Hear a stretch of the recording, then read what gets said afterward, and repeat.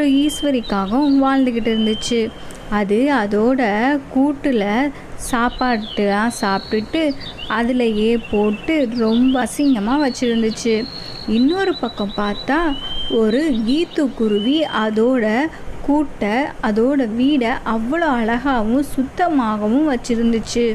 ஒரு நாள் அந்த காட்டில் பயங்கரமான புயல் மழைன்னு அடிச்சுக்கிட்டு இருந்துச்சு.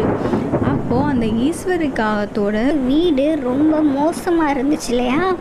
அப்போது அந்த மழை பெஞ்சதில் அந்த ஈஸ்வரிக்காகத்தோட வீடு சேஃபே இல்லாமல் இருந்தனால அந்த மழையில் அடிச்சிட்டு ஓடிருச்சு.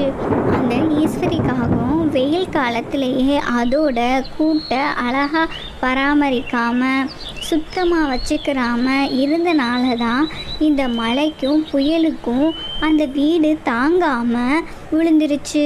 ரொம்ப கஷ்டப்பட்டுக்கிட்டு இருந்துச்சு.